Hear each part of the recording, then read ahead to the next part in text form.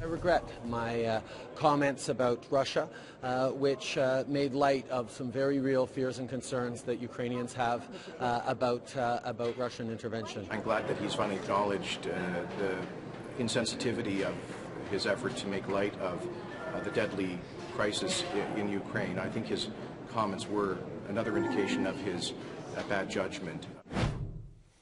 It goes on. Liberal leader Justin Trudeau expressing his regret, as you just heard, for making light about this possible Russian intervention in Ukraine after an Olympic hockey defeat. The apology comes as Stephen Harper announced today that the Foreign Affairs Minister John Baird will lead a delegation of Ukrainian Canadians on Friday to meet with representatives of the interim government in Ukraine. Is Canada's diplomatic show of support enough? Should it be backed up with a financial pledge? Ukraine is facing a severe economic crisis, which is why Russia pledged $15 billion to give to the Yanukovych regime when it was there. Now, of course, he's gone.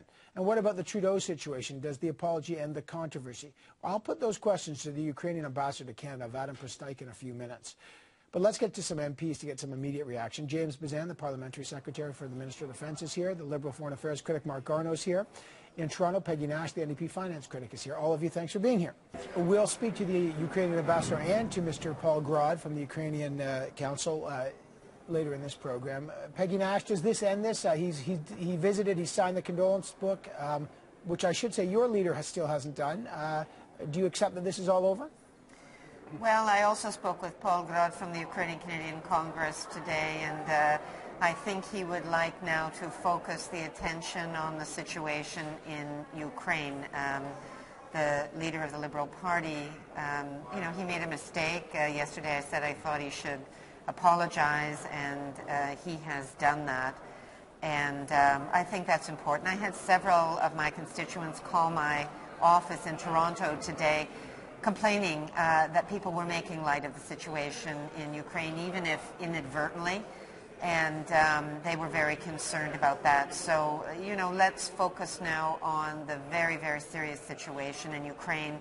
And, have you gone to the embassy to sign the Book of Condolences?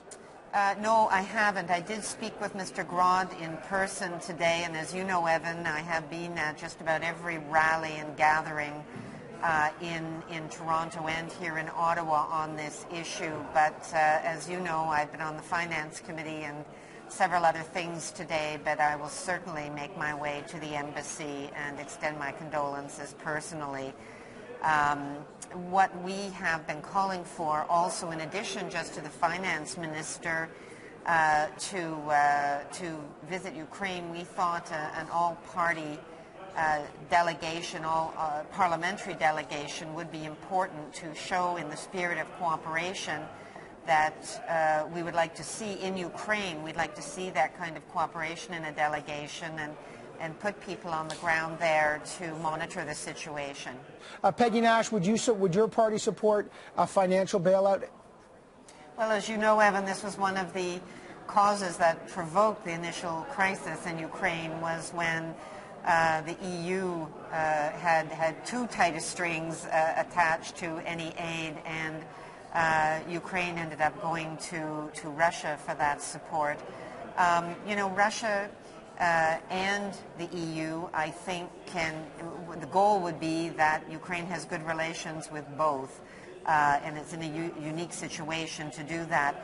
I think Canada should certainly play its part with the international community in helping Ukraine through this crisis, and that would include both democratically and financially, again, obviously working with the international community. I got 10 seconds. I want to play you this clip from the Russian ambassador today. He finally commented. On this panel, all of us have discussed the possibility of a Russian intervention and fears of a Russian intervention in Ukraine. Here's what he had to say about it today.